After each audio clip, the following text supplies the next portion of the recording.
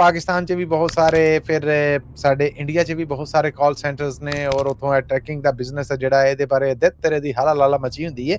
जिवें ही अमरीका च तुसीं ट्रकिंग कंपनी एक्टिव कराउंदे जे उस तो बाद फिर समझो कि तुहाडा जिहड़ा नंबर उत्ते रजिस्टर्ड है ਉਹਦੇ ਉੱਤੇ ਕਾਲਾਂ ਤੇ ਕਾਲਾਂ ਕੋਈ 200-300 ਕਾਲ ਤੇ ਆ ਜਾਂਦੀ ਹੈ। ਅਗਰ ਸ਼ੁਰੂ ਵਿੱਚ ਤਾਂ ਮੇਰੀ ਰਿਕਮੈਂਡੇਸ਼ਨ ਇਹੀ ਹੋਏਗੀ ਕਿ ਤੁਸੀਂ ਫੋਨ ਜਦੋਂ ਕੰਪਨੀ ਰਜਿਸਟਰ ਕਰਾਓ ਤੇ 2-3 ਦਿਨ ਵਾਸਤੇ ਸਿਰਫ ਇਹ ਸੋਚੋ ਕਿ ਜਿੰਨੀ ਕਾਲਾਂ ਆਣੀਆਂ ਉਹ ਸਾਰੀ 2 ਨੰਬਰ ਕਾਲਾਂ ਆਣੀਆਂ। ਤੇ ਦੂਸਰੀ ਚੀਜ਼ ਜਿਹੜੀ ਮੈਂ ਦੱਸਾਂਗਾ, ਜਦੋਂ ਵੀ ਇਹ ਕਾਲ ਕਰਦੇ ਨੇ ਮੋਸਟਲੀ ਜਿਹੜੇ 2 ਨੰਬਰ ਕਾਲਾਂ ਹੁੰਦੀਆਂ ਨੇ ਉਹ ਇਸ ਤਰ੍ਹਾਂ ਪ੍ਰਟੈਂਡ ਕਰਦੇ ਨੇ ਜਿਵੇਂ ਉਹ ਕਿਸੇ ਗਵਰਨਮੈਂਟ ਆਫਿਸ ਤੋਂ ਕਾਲ ਕਰ ਰਹੇ ਨੇ।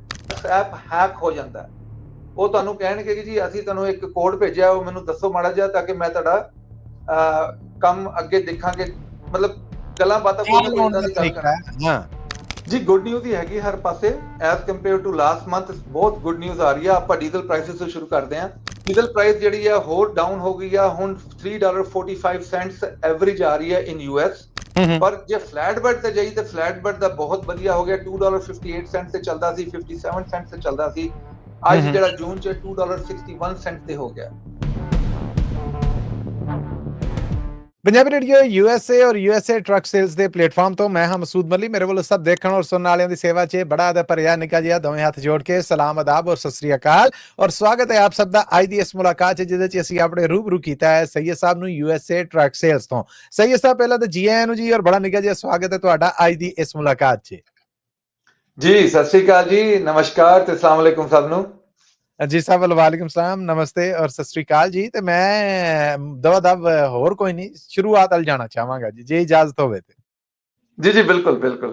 क्या जी एक शय मेरे आई है, पाकिस्तान च भी बहुत सारे, फिर साडे इंडिया च भी बहुत सारे कॉल सेंटर्स ने और उत्थों ट्रकिंग दा बिजनेस है जिहड़ा इहदे बारे दित तरह दी हाला लाला मची हुंदी है। जिवें ही अमरीका च तुसीं ट्रकिंग कंपनी एक्टिव कराउंदे जे उस तो बाद फिर समझो कि तुहाडा जिहड़ा नंबर उत्ते रजिस्टर्ड है ਉਹਦੇ ਉੱਤੇ ਕਾਲਾਂ ਤੇ ਕਾਲਾਂ ਕੋਈ 200-300 ਕਾਲ ਤੇ ਆ ਜਾਂਦੀ ਹੈ। ਅਗਰ ਬਿਜ਼ਨਸ ਤੁਹਾਡਾ ਹੈ, ਅਗਰ ਮੈਂ ਗਲਤ ਨਹੀਂ ਆ, ਟਰੱਕਿੰਗ ਵਾਲੇ ਜਿੰਨੇ ਮੇਰੇ ਲਿਸਨਰ ਨੇ, ਮੇਰੇ ਪਿਆਰ ਕਰਨ ਵਾਲੇ ਨੇ, ਮਿਲਣ ਵਰਤਨ ਵਾਲੇ ਨੇ, ਜਿਹੜੇ ਆਂਦੇ ਜਾਂਦੇ ਆ ਕਿਤੇ ਆ ਜਾਂਦੇ ਨੇ ਇੱਥੇ ਮਿਲਣ ਲਈ ਰੇਡੀਓ ਸਟੇਸ਼ਨ, ਇਹ ਉਹਨਾਂ ਦਾ ਦੱਸਣਾ ਹੈ। ਤੇ ਇਹ ਮੈਂ ਇਹ ਦੱਸਣਾ ਔਰ ਮਿਸਾਲ ਇਹ ਬਿਆਨ ਕਰਨ ਦਾ ਮਕਸਦ ਇਹ ਸੀ ਕਿੱਦਾਂ ਜਦੋਂ ਟਰੱਕਿੰਗ ਕੰਪਨੀ ਖੋਲੇ ਇਹ 200-300 ਕਾਲਾਂ ਜਿਹੜੀਆਂ ਆਉਂਦੀਆਂ ਨੇ, ਇਹਨਾਂ ਚੋਂ ਇਹ ਚੁਣਾਵ ਕੀਤਾ ਜਾ ਸਕੇ ਕਿ ਜਾਲੀ ਕਾਲ ਕਿਹੜੀ ਹੈ ਤੇ ਅਸਲੀ ਕਿਹੜੀ।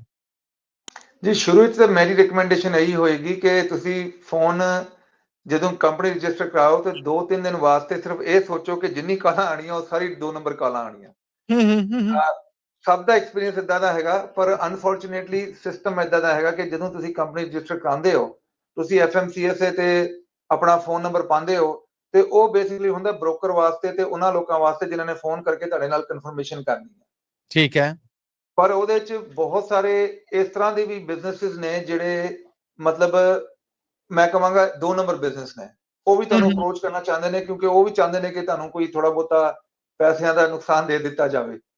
ਦਾ ਲਾਉਣ ਵਾਲੇ ਜੀ ਉਹਦੀ ਮੇਰੀ ਰਿਕਮੈਂਡੇਸ਼ਨ ਇਹੀ ਆ ਕਿ ਜਿਹੜੇ ਪਹਿਲੇ ਜਿਹੜੇ 4-5 ਦਿਨ ਹੈ ਨਾ, ਉਹ ਤੁਸੀਂ ਫੋਨ ਨੂੰ ਜ਼ਰਾ ਨਾ ਹੀ ਚੱਕੋ, ਜਾਂ ਚੱਕੋ ਤੇ ਉਹਨਾਂ ਨੂੰ ਕਹਿ ਦਿਓ ਭਾਈ ਡਿਸਪੈਚ ਦਾ ਆਫਿਸ ਆ ਤੇ ਮੈਂ ਨਹੀਂ ਹੈਗਾ ਇਨਫੋਰਮੇਸ਼ਨ ਦੇਣ ਵਾਲਾ। ਮੈਂ ਤੇ ਇਹੀ ਕਰਦਾ ਜਿਹੜੇ ਆਪਣੇ ਨੰਬਰ ਨੇ ਜਦੋਂ ਵੀ ਕੰਪਨੀ ਰਜਿਸਟਰ ਹੁੰਦੀ ਆ।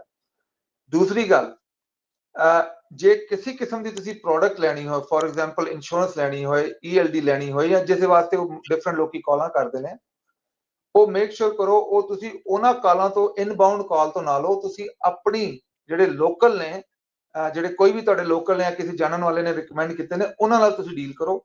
ਉਹਦਾ ਬੈਨੀਫਿਟ ਇਹ ਹੁੰਦਾ ਜਿਹੜੇ ਔਨ ਦਾ ਫੋਨ ਜਿਹੜਾ ਇੰਸ਼ੋਰੈਂਸ ਕੰਪਨੀਆਂ ਨੇ ਜਾਂ ਔਨ ਦਾ ਫੋਨ ਜਿਹੜੀ ਤੁਹਾਨੂੰ ਡਿਫਰੈਂਟ ਕੰਮ ਕਰਕੇ ਦਿੰਦੀਆਂ ਨੇ, ਉਹਨਾਂ ਦੀ ਕੋਈ ਲਿਖਤ ਪੜਤ ਤੁਹਾਡੇ ਸਾਹਮਣੇ ਅੱਗੇ ਨਹੀਂ ਹੁੰਦੀ ਨਾ। ਠੀਕ ਹੈ। ਤੇ ਜੇ ਲੋਕਲ ਕੰਪਨੀ ਹੋਏ, ਇੰਸ਼ੋਰੈਂਸ ਦੀ ਹੋਏ ਜਾਂ IRP ਦੀ ਕੰਪਨੀ ਹੋਏ ਜਾਂ ਪੇਪਰ ਵਰਕ ਦੀ ਕੰਪਨੀ ਹੋਏ ਜਾਂ ਕਿਸੇ ਚੀਜ਼ ਦੀ ELD ਦੀ ਕੰਪਨੀ, ਤੁਸੀਂ ਜਾ ਕੇ ਉਹਨਾਂ ਨੂੰ ਮਿਲ ਸਕਦੇ ਹੋ, ਉਹਨਾਂ ਨੂੰ ਗੱਲਬਾਤ ਕਰ ਸਕਦੇ ਹੋ, ਉਹਨਾਂ ਦਾ ਪ੍ਰੋਪਰ ਆਫਿਸ ਹੈਗਾ। ਇੱਕ ਚੀਜ਼ ਹੈ। ਤੇ ਦੂਸਰੀ ਚੀਜ਼ ਜਿਹੜੀ ਮੈਂ ਦੱਸਾਂਗਾ, ਜਦੋਂ ਵੀ ਇਹ ਕਾਲ ਕਰਦੇ ਨੇ ਮੋਸਟਲੀ ਜਿਹੜੇ 2 ਨੰਬਰ ਕਾਲਾਂ ਹੁੰਦੀਆਂ ਨੇ, ਉਹ ਇਸ ਤਰ੍ਹਾਂ ਪ੍ਰਟੈਂਡ ਕਰਦੇ ਨੇ ਜਿਵੇਂ ਉਹ ਕਿਸੇ ਗਵਰਨਮੈਂਟ ਆਫਿਸ ਤੋਂ ਕਾਲ ਕਰ ਰਹੇ ਨੇ। ਅੱਛਾ।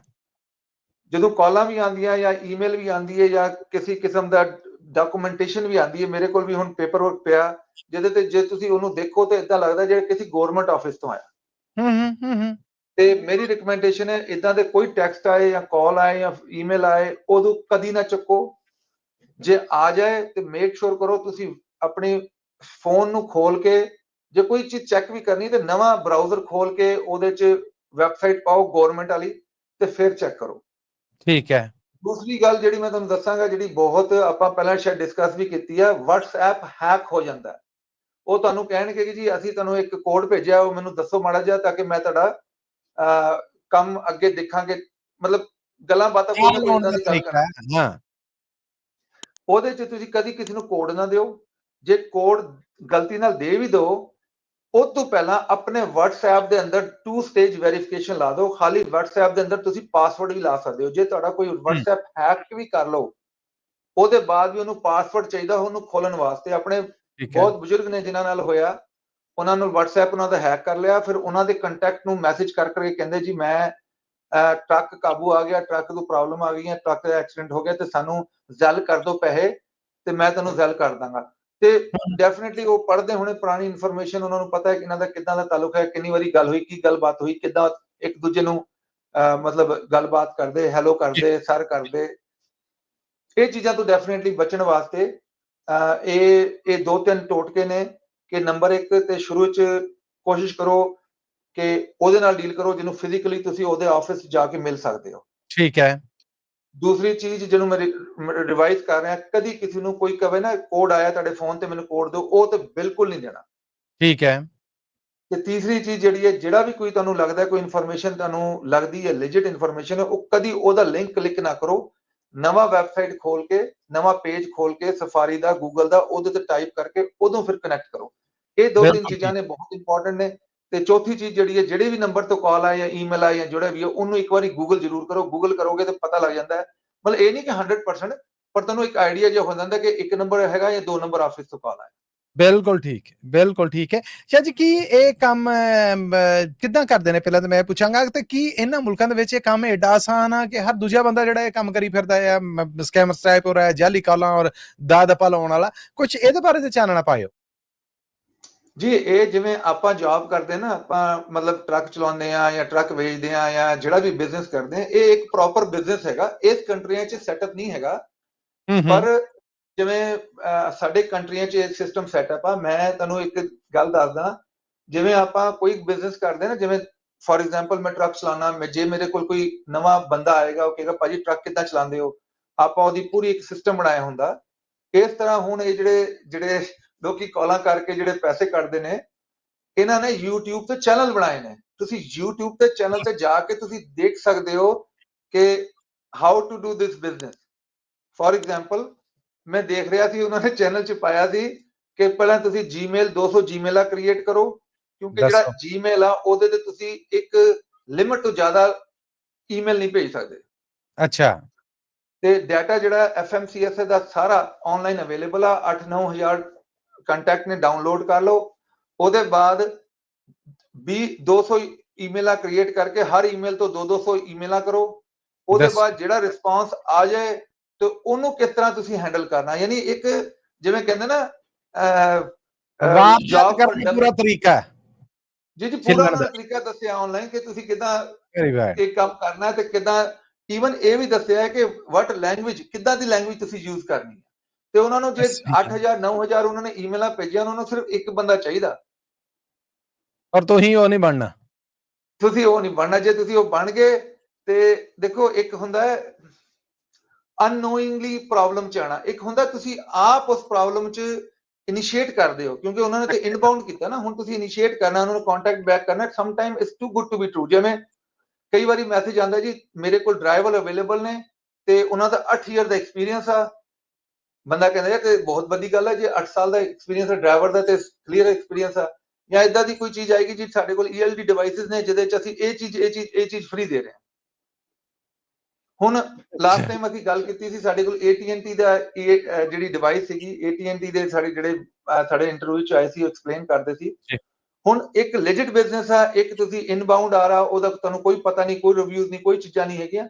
ਇਹ ਤੇ ਗੱਲ ਛੱਡੋ, ਉਹਨਾਂ ਨੇ ਵੈਬਸਾਈਟ ਆਪਣੀ YouTube ਤੇ ਇਦਾਂ ਦੀ ਵੀ ਸਿਸਟਮ ਲਾਏ ਨੇ ਕਿ ਤੁਸੀਂ ਬੇਸਿਕਲੀ ਜੇ ਕਿਸੇ ਰੈਗੂਲਰ ਵੈਬਸਾਈਟ ਸਰਚ ਕਰਨੀ ਹੋਏ ਨਾ, ਫੋਰ ਐਗਜ਼ਾਮਪਲ ਮੈਂ ਤੁਹਾਨੂੰ ਬਹੁਤ ਛੋਟੀ ਜਿਹੀ ਐਗਜ਼ਾਮਪਲ, ਜੇ ਤੁਸੀਂ DMV ਦੀ ਵੈਬਸਾਈਟ ਵੀ ਸਰਚ ਕਰਨੀ ਹੋਏ ਨਾ, ਉਹ DMV ਦੀ ਵੈਬਸਾਈਟ ਦੇ ਉੱਤੇ ਇਹਨਾਂ ਨੇ ਸਪਾਂਸਰਡ ਲਿੰਕ ਪਾਏ ਨੇ। ਤੁਸੀਂ ਸਪਾਂਸਰ ਲਿੰਕ ਨੂੰ ਕਲਿੱਕ ਕਰੋਗੇ ਤੇ ਰਾਈਟ ਅਵੇ ਤੁਸੀਂ ਉਹਨਾਂ ਦੀ ਵੈਬਸਾਈਟ ਤੇ ਚਲ ਜਾਓਗੇ। ਉਹਨਾਂ ਦੀ ਵੈਬਸਾਈਟ ਇਦਾਂ ਹੀ ਲੱਗੇਗੀ ਜਿਹੜੀ ਇੱਕ ਗਵਰਨਮੈਂਟ ਦੀ ਵੈਬਸਾਈਟ ਹੋਏਗੀ ਜਾਂ ਲੈਜਿਟ ਵੈਬਸਾਈਟ ਹੋਏਗੀ। ਹਨੇਰ ਹੈ ਜੀ। ਉਹਨਾਂ ਨੇ ਈਮੇਲ ਐਡਰੈਸ, ਜਿਹੜੇ ਵੈਬਸਾਈਟ ਐਡਰੈਸ ਜਾਂ ਈਮੇਲ ਐਡਰੈਸ, ਉਹ ਵੀ ਇਦਾਂ ਦੇ ਬਣਾਏ ਹੋਏ ਨੇ, USDOT approval@gmail.com ਜਾਂ USDOT approval@, ਯਾਨੀ ਤੁਸੀਂ ਲੱਗੇਗਾ ਤੁਹਾਨੂੰ ਬਹੁਤ, ਇਹ ਚੀਜ਼ਾਂ ਜਿਹੜੀਆਂ ਡੈਫੀਨਿਟਲੀ ਬਹੁਤ ਚੈਲੰਜੇਬਲ ਨੇ। ਬਟ ਹੁਣ ਇਹਨਾਂ ਦਾ ਇੰਨਾ ਜ਼ਿਆਦਾ ਕੰਮ ਚੱਲ ਪਿਆ ਕਿ ਜਿਵੇਂ ਰੋਟੀ ਬਣਾਉਣ ਦੀ ਤਰਕੀਬ ਜਾਂ ਕਿਸੇ ਖਾਣ ਬਣਾਉਣ ਦੀ ਜਿਹੜੀ ਰੈਸਪੀ ਦੀ ਹੁੰਦੀ, ਉਹ ਹੁਣ ਇਦਾਂ ਦੀ ਰੈਸਪੀਆਂ ਟਰੱਕਿੰਗ ਲੋਕਾਂ ਨੂੰ ਕਿਦਾਂ ਵਾਰਦਾਤ ਕਰਨ ਦੀਆਂ ਇਹ ਚੱਲ ਰਹੀ। ਦੱਸੋ, ਇਹ ਵੀ ਕੰਟੈਂਟ ਹੈ ਜੀ, ਹਨੇਰੀ। ਅੱਛਾ, ਅਫਸੋਸ ਕੀਤਾ ਜਾ ਸਕਦਾ ਹੈ। ਸਰ ਉਹਨਾਂ ਦੇ ਯਕੀਨ ਨਹੀਂ ਕਰੋਗੇ, ਮੈਂ ਇੱਕ ਵੀਡੀਓ ਇਦਾਂ ਦੀ 2-3 ਵੀਡੀਓ ਦੇਖੀਆਂ, ਉਹਨਾਂ 'ਚ ਹਜ਼ਾਰਾਂ ਫਾਲੋਅਰ ਨੇ। ਉਹ ਓਪਨਲੀ ਦੱਸਦੇ ਨੇ, ਯਾਰ ਤੁਸੀਂ ਇਦਾਂ ਕੰਮ ਕਰੋ ਤੇ ਇਦਾਂ ਪੈਸੇ ਤੁਸੀਂ ਦਿਨੇ 'ਚ $100 $200 ਤੁਸੀਂ ਬਣਾ ਸਕਦੇ ਹੋ।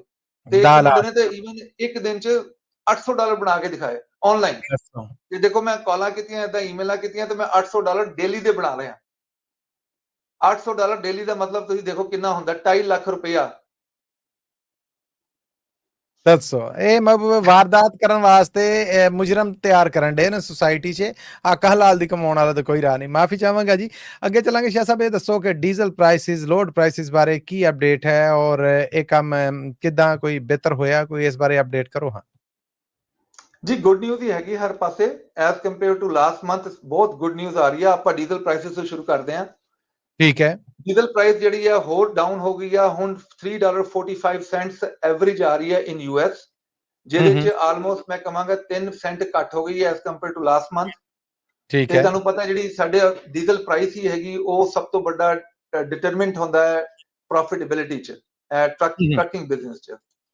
ਜੇ ਆਪਾਂ ਡਰਾਈ ਲੋਡ ਦੀ ਗੱਲ ਕਰੀਏ ਤੇ ਡਰਾਈ ਲੋਡ ਦੀ ਤੇ ਬਹੁਤ ਹੀ ਅੱਛੀ ਨਿਊਜ਼ ਆ। 2 ਮੰਥ ਪਹਿਲਾਂ ਡਾਲਰ ਅਪ੍ਰੈਲ 'ਚ $96 ਸੀਗਾ। ਲਾਸਟ ਮੰਥ ਜਿਹੜਾ ਸੀਗਾ ਮਈ 'ਚ $99 ਤੇ ਆ ਗਿਆ ਸੀ। ਅਸੀਂ ਲੁੱਡੀਆਂ ਪਾਉਂਦੇ ਸੀ। ਹੁਣ ਥੋੜਾ ਜਿਹਾ ਹੋਰ ਬੈਟਰ ਹੋ ਗਿਆ। ਸਪੌਟ ਮਾਰਕੀਟ ਜਿਹੜਾ ਹੈ ਅੱਜ ਦੀ ਡੇਟ 'ਚ ਜੂਨ ਦੇ ਮਹੀਨੇ 'ਚ $2.05 ਤੇ ਆ ਗਿਆ। ਠੀਕ ਹੈ। ਤੇ ਇਹ 6-7-8 ਸੈਂਟ ਜਿਹੜਾ ਉੱਤੇ ਆ ਗਿਆ। ਮੈਂ ਇਹ ਨਹੀਂ ਕਹਿ ਰਿਹਾ ਕਿ ਬਹੁਤ ਵਧੀਆ ਹੋ ਗਿਆ, ਪਰ ਇਹਦੇ 'ਚ ਐਟਲੀਸਟ ਜਿਵੇਂ ਆਪਾਂ ਗੱਲ ਕਰਦੇ ਸੀ ਲਾਸਟ ਟਾਈਮ, 10 ਤੋਂ 15 ਸੈਂਟ ਉੱਤੇ ਜਾਣਾ ਹੈ ਤੇ 5 ਸੈਂਟ ਆ ਗਿਆ। ਤੇ ਮੇਰੀ ਬੁੱਕਸ 'ਚ ਹੁਣ ਵੀ ਆਲਮੋਸਟ 10 ਸੈਂਟ ਦੀ ਜਿਹੜੀ ਆ ਅਪਡੇਟ ਹੋਣੀ ਆ from now till 20th to 25th of June. ਹੁਣ 5 ਦਿਨ ਅੱਗੇ ਪਿੱਛੇ ਹੋ ਸਕਦੇ ਨੇ, ਪਰ ਫॉर ਸ਼ੋਰ ਇਹ ਵਧਣਾ ਹੀ ਆ। ਜੇ ਆਪਾਂ ਰੀਫਰ ਵੱਲ ਜਾਈਏ ਤੇ ਰੀਫਰ ਦਾ ਕੰਮ ਥੋੜਾ ਜਿਹਾ ਡਾਊਨ ਹੈਗਾ। $2.36 ਤੇ ਆ ਗਿਆ ਸੀ, ਅੱਜ ਡਾਊਨ ਹੋ ਕੇ $2.35 ਤੇ ਆ ਗਿਆ। ਪਰ ਜੇ ਫਲੈਟ ਬੈਡ ਤੇ ਜਾਈ ਤੇ ਫਲੈਟ ਬੈਡ ਦਾ ਬਹੁਤ ਵਧੀਆ ਹੋ ਗਿਆ। $2.58 ਤੇ ਚੱਲਦਾ ਸੀ, 57 ਸੈਂਟ ਤੇ ਚੱਲਦਾ ਸੀ। ਅੱਜ ਜਿਹੜਾ ਜੂਨ 'ਚ $2.61 ਤੇ ਹੋ ਗਿਆ। ਠੀਕ ਹੈ। ਤੇ ਮਤਲਬ ਟੂਵਰਡਸ ਦਾ ਗੁੱਡ, ਬਿਹਤਰੀ ਆ ਰਹੀ ਹੈ। ਹੁਣ ਬਿਹਤਰੀ ਸਾਨੂੰ ਜਾ ਰਿਹਾ ਕੰਮ ਨਾਲ ਹੀ ਹੁਣ ਜਿਹੜੇ ਚਾਈਨਾ ਦੇ ਜਹਾਜ਼ ਨੇ ਉਹ ਅਗਲੇ ਵੀਕ ਲੈਂਡ ਕਰਨਾ ਸ਼ੁਰੂ ਹੋ ਜਾਣਗੇ। ਜਿਹੜਾ ਬੈਨੀਫਿਟ ਹੋ ਰਿਹਾ ਉਦੋਂ ਵੀ ਹੋ ਜਾਏਗਾ। ਫਿਰ ਇੰਗਲਿਸ਼ ਲਰਨਿੰਗ ਪ੍ਰੋਫੈਸ਼ਨਸੀ ਦੀ ਗੱਲ ਚੱਲਦੀ ਆ, ਉਹਦਾ ਵੀ ਹੋ ਜਾਣਾ। ਫਿਰ ਜਿਹੜੇ ਡਿਫਰੈਂਟ ਵੀਜ਼ਾ ਸੀਗੇ, ਨਾਨ ਡੋਮਿਸਾਈਲ ਵੀਜ਼ਾ, ਉਹਨਾਂ ਦੀ ਵੀ ਥੋੜੀ ਜਿਹੀ ਕਲੀਅਰੈਂਸ ਹੋ ਰਹੀ ਹੈ, ਉਹ ਵੀ ਬਿਹਤਰ ਹੋ ਜਾਏਗੀ। ਬਟ ਐਂਡ ਆਫ ਦਾ ਡੇ ਜਿਹੜੀ ਟਰੱਕਿੰਗ ਇੰਡਸਟਰੀ ਜਿਹੜੀ ਹੈ ਉਹ ਰੈਗੂਲਰ ਟਾਈਮ ਵਾਸਤੇ ਜਾ ਰਹੀ ਹੈ। ਮੈਂ ਕਹਾਂਗਾ ਪਹਿਲਾ ਜਿਹੜਾ ਟਾਈਮ ਸੀਗਾ ਉਹ ਬਹੁਤ ਡਾਊਨ ਸੀਗਾ, ਜਿਹੜੇ ਪਿਛਲੇ 2-3 ਮਹੀਨੇ ਨਿਕਲੇ ਨੇ। ਹੁਣ ਜਿਹੜਾ ਰੈਗੂਲਰ ਵਾਸਤੇ ਜਾ ਰਹੀ ਹੈ ਤੇ ਹੋ ਸਕਦਾ ਹੈ ਰੈਗੂਲਰ ਤੇ ਪਲੱਸ ਤੇ ਵੀ ਚੱਲ ਜਾਏ, ਮਤਲਬ ਰੈਗੂਲਰ ਤੇ ਪੋਜ਼ਿਟਿਵ ਸਾਈਡ ਤੇ। ਰੱਬ ਕਰੇ ਜੀ। ਅਖੀਰ ਤੇ ਇਹ ਦੱਸੋ ਕਿ USA ਟਰੱਕ ਸੇਲਸ ਦੀਆਂ ਫਾਈਨੈਂਸਿੰਗ ਡੀਲਸ, ਇਸ ਮਾਮਲੇ ਦੇ ਵਿੱਚ ਅੱਜ ਸਾਨੂੰ ਜ਼ਰਾ ਥੋੜੀਆਂ ਚੋਪੜੀਆਂ ਸਲੂਣੀਆਂ ਜਿਹੜੀਆਂ ਉਹ ਜ਼ਰਾ ਦਿਓ ਜੀ। ਅਸੀਂ ਜਦੋਂ ਫਾਈਨਾਂਸ ਦੀ ਗੱਲ ਕਰਦੇ ਨਾ, ਫਾਈਨਾਂਸ 'ਚ ਬਹੁਤ ਜ਼ਿਆਦਾ ਚੈਲੰਜਸ ਸੀਗੇ ਸਾਨੂੰ। ਅਸੀਂ ਸੋਚਦੇ ਸੀ ਕਿ ਟਾਈਟ ਬਹੁਤ ਜ਼ਿਆਦਾ ਕੰਮ ਹੋ ਗਿਆ, ਪਰ ਜੇ ਦੇਖਦੇ ਹਾਂ ਜਿਹੜਾ ਕੁਆਲੀਫਾਈਡ ਕਸਟਮਰ ਹੈ ਤੇ ਕੁਆਲੀਫਾਈਡ ਜਿਹੜੇ ਇਕਵਿਪਮੈਂਟ ਆ, ਉਹਦੇ ਵਾਸਤੇ ਜਿਹੜੇ ਫਾਈਨੈਂਸ਼ੀਅਲ ਇੰਸਟੀਟਿਊਸ਼ਨ ਨੇ ਉਹ ਹੁਣ ਵੀ ਰੈਡੀ ਨੇ। ਫੋਰ ਐਗਜ਼ਾਮਪਲ ਲਾਸਟ 3-4 ਡੇਜ਼ 'ਚ ਜਿਹੜੀ ਅਸੀਂ ਡੀਲਾਂ ਬਣਾਈਆਂ ਨੇ, ਆਲਮੋਸਟ 10-15 ਡੀਲਾਂ ਬਣਾਈਆਂ ਨੇ। ਉਹਦੇ 'ਚ ਜਿਹੜੇ ਨਵੇਂ CDL ਵਾਲੇ ਨੇ, ਮਿਨੀਮਮ 2 ਈਅਰ ਦਾ ਐਕਸਪੀਰੀਅੰਸ ਆ ਤੇ ਉਹਨਾਂ ਕੋਲ 20-25% ਡਾਊਨ ਆ। ਉਹਨਾਂ ਦੀ ਜਿਹੜੀ ਰੇਟ ਆ ਉਹ ਬਹੁਤ ਰੇਟ ਵਧੀਆ ਆ ਰਹੇ ਨੇ, ਮਤਲਬ ਅਨਬਲੀਵੇਬਲ ਰੇਟ ਉਹਨਾਂ ਦੇ ਵਧੀਆ ਆ ਰਹੇ ਨੇ। ਤੇ ਨਾਲ ਹੀ ਜਿਨ੍ਹਾਂ ਕੋਲ ਪੁਰਾਣਾ ਕਮਰਸ਼ੀਅਲ ਐਕਸਪੀਰੀਅੰਸ ਹੈਗਾ, ਉਹ ਹੁਣ ਵੀ 0 ਡਾਊਨ ਤੇ ਅਪਰੂਵਲ ਆ ਰਹੀ ਉਹਨਾਂ ਦੀ। ਤੇ ਆਲਮੋਸਟ 7-8 ਕਸਟਮਰ ਜਿਹੜੇ ਨੇ ਉਹ 0 ਡਾਊਨ ਤੇ ਅਪਰੂਵ ਹੋਏ ਨੇ। ਪਰ ਗੱਲ ਉਹੀ ਹੈ, ਜਿਹੜਾ ਯੂਐਸਏ ਟਰੱਕ ਸੇਲ ਚ ਇਕਵਿਪਮੈਂਟ ਆ ਉਹ ਕੁਆਲੀਫਾਈਡ ਇਕਵਿਪਮੈਂਟ ਆ, ਉਹ ਮਤਲਬ ਟੁੱਟਾ ਭੱਜਾ ਇਕਵਿਪਮੈਂਟ ਨਹੀਂ ਹੈਗਾ, ਆਕਸ਼ਨ ਦਾ ਇਕਵਿਪਮੈਂਟ ਨਹੀਂ ਹੈਗਾ। ਅਸੀਂ ਜਿਹੜਾ ਮੇਜਰ ਫਲੀਟਾਂ ਤੋਂ ਲੈ ਕੇ ਆਂਦੇ, ਨਹੀਂ ਤੇ ਜਿਵੇਂ ਇੰਟਰਨੈਸ਼ਨਲ ਸਪਲਾਈਡ ਇਕਵਿਪਮੈਂਟ ਆ ਜਾਂ ਜੀ ਪੈਕਰ ਸਪਲਾਈਡ ਇਕਵਿਪਮੈਂਟ ਆ, ਕਿਉਂਕਿ ਅਸੀਂ ਪੈਕਰ ਦੇ ਵੀ ਇੰਡੀਪੈਂਡੈਂਟ ਡੀਲਰ ਆ।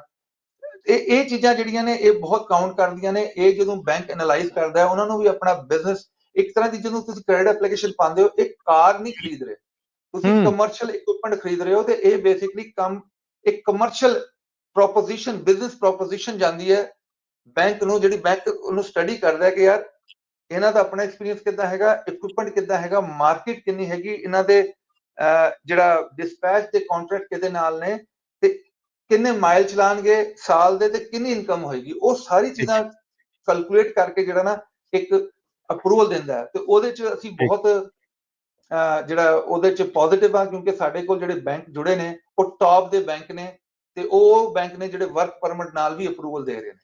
ਠੀਕ ਹੈ, ਬਿਲਕੁਲ ਠੀਕ ਹੈ। ਸਈਦ ਸਾਹਿਬ ਬਹੁਤ ਬਹੁਤ ਸ਼ੁਕਰੀਆ, ਬੜੀ ਮਿਹਰਬਾਨੀ ਕਿ ਤੁਸੀਂ ਕੁਛ ਸਮਾਂ ਕੱਢਿਆ ਔਰ ਅੱਜ ਦੀ ਇਹ ਭਰਵੀਂ ਗੱਲਬਾਤ ਹੈ ਜਿਹੜੀ ਇਹ ਕੀਤੀ। ਥੈਂਕ ਯੂ ਸੋ ਮਚ, ਤੁਹਾਡੀ ਸਿਹਤ ਤੰਦਰੁਸਤੀ ਵਾਸਤੇ ਬਹੁਤ ਸਾਰੀਆਂ ਦੁਆਵਾਂ। ਥੈਂਕ ਯੂ ਜੀ ਸਭ ਨੂੰ, ਨਮਸਕਾਰ, ਸਲਾਮ ਅਲੈਕੁਮ ਤੇ ਸਤਿ ਸ਼੍ਰੀ ਅਕਾਲ ਜੀ। ਜੀ ਬੜੀ ਮਿਹਰਬਾਨੀ। ਇਹ ਸਨ ਜੀ ਯੂਐਸਏ ਟਰੱਕ ਸੇਲਸ ਤੋਂ ਸਈਦ ਸਾਹਿਬ, ਜਿਨ੍ਹਾਂ ਦੇ ਨਾਲ ਅੱਜ ਦੀ ਗੱਲਬਾਤ ਹੈ ਜਿਹੜੀ ਉਹ ਅਸੀਂ ਤੁਹਾਡੇ ਤੱਕ ਪਹੁੰਚਦੀ ਕੀਤੀ। ਸੋ ਆਉਂਦੀ ਮੁਲਾਕਾਤ ਹੈ ਜਿਹੜੀ ਉਹਦੇ ਤੱਕ ਹੁਣ ਮੈਨੂੰ ਮਸੂਦ ਮੱਲੀ ਨੂੰ ਪੰਜਾਬੀ ਰੇਡੀਓ ਯੂਐਸਏ ਔਰ ਯੂਐਸਏ ਟਰੱਕ ਸੇਲਸ ਦੇ ਇਸ ਪਲੇਟਫਾਰਮ ਤੋਂ ਦਵੋ ਇਜਾਜ਼ਤਾਂ।